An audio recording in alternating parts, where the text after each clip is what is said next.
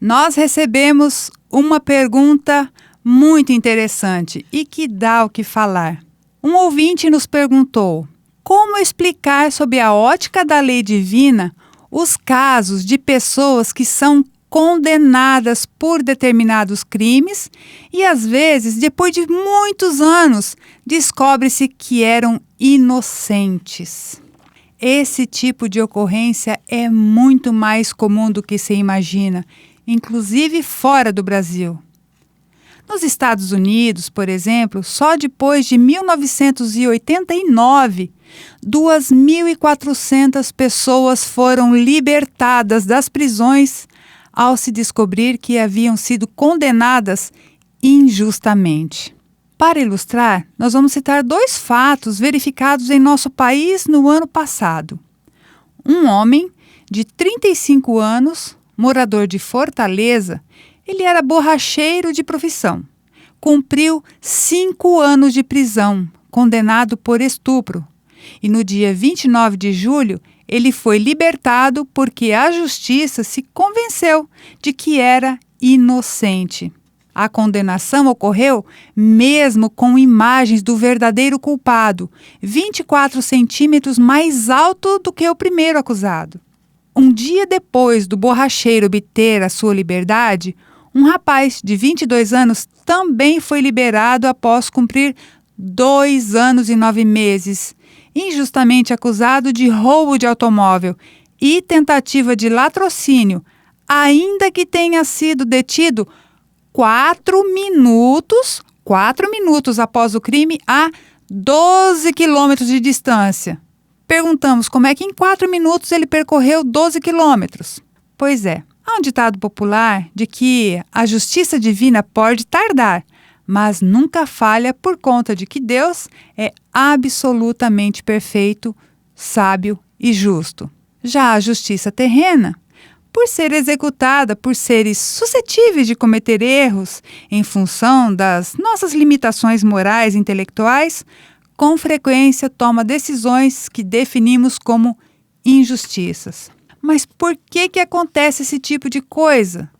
Se nada é por acaso, se Deus não comete erros, se ninguém paga pelos erros dos outros, essas pessoas comprovadamente inocentes sofreram muito e de graça?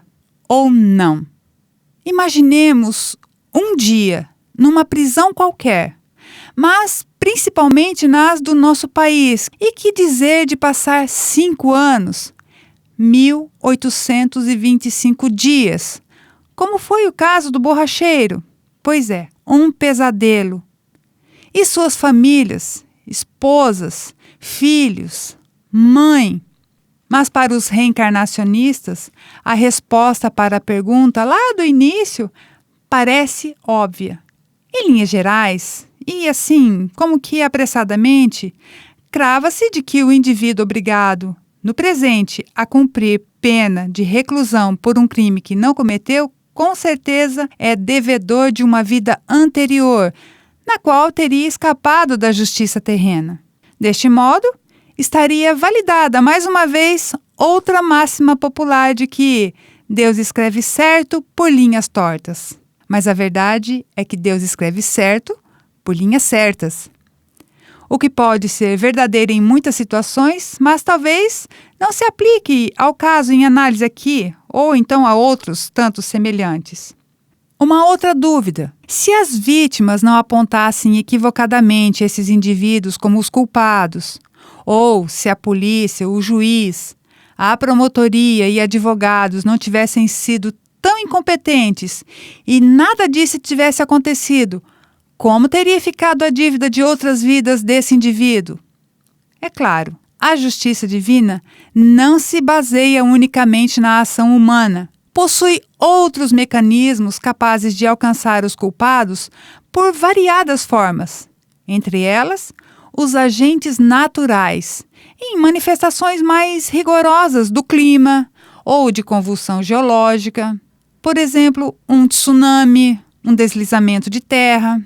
Também é possível pensarmos em transformações regenerativas de impacto nesses indivíduos, alterando suas disposições no sentido de prática do bem, amor ao próximo, capazes de interferir no curso das suas experiências e suavizando o caminho.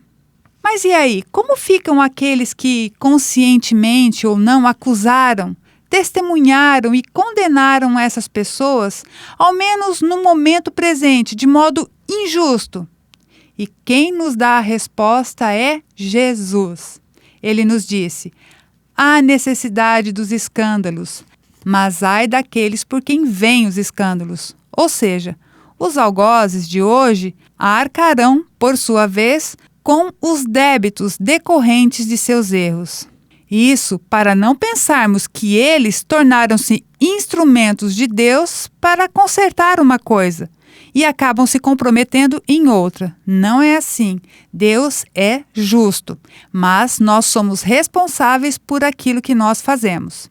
Há uma possibilidade de que o indivíduo, no presente, cumpra a pena por algum crime cometido em outra encarnação, por ele mesmo ter escolhido essa prova antes de reencarnar, para ter a sua fé provada ou servir de exemplo para os demais, demonstrando resignação, paciência e capacidade de perdoar e muitas outras virtudes.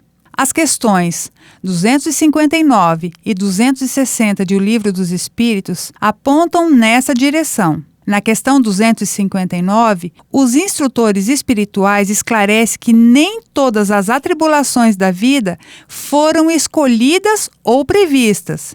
Nós escolhemos o gênero de experiências, mas os detalhes são definidos no momento de vivenciá-las.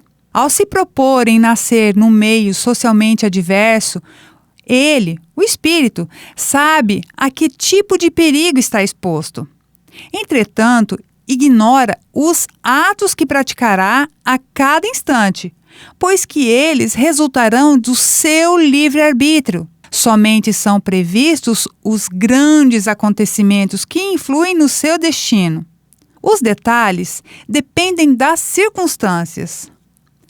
Numa estrada ruim, há os riscos de cair no buraco, mas ao longo da estrada, nós desconhecemos em quantos ou quais buracos nós vamos cair. Na questão seguinte, a 260, a pergunta de Kardec sobre qual a motivação para se nascer no meio de pessoas de vida má, os espíritos informam que é necessário que ele, o espírito que vai reencarnar, seja colocado no meio onde ele possa suportar a prova que pediu. Mais um detalhe: apesar da possibilidade de muitas vezes se escapar da justiça terrena, mas não da divina, é possível que ao reencarnar, talvez este indivíduo já até tenha quitado parcial ou totalmente a dívida, ou até ter feito jus a um tipo de resgate mais ameno. Lembrando que no livro Céu e Inferno, lá na primeira parte, capítulo 7, no item 16, Kardec nos ensina que são necessárias 3 condições para apagar uma falta cometida. São elas: o arrependimento, a expiação e a reparação. E a pessoa que deveria ter ficado preso nas prisões comuns aqui da Terra e não ficou, talvez já reencarne com planos de reparação, nos quais não necessite ficar preso, mas cumpra o processo completo de arrependimento, de expiação, que pode ser por outros meios, inclusive pela regeneração completa, e a reparação, para com as antigas vítimas ou com outras pessoas pelos caminhos da vida. E para finalizar, nós vamos lembrar Joana de Ângeles, que nos diz que a dor, por exemplo, agora de uma condenação injusta que nós estamos falando, ela diz: a dor de uma condenação injusta é um método eficiente para a renovação do espírito quando ele perdeu os benefícios do amor não vivido.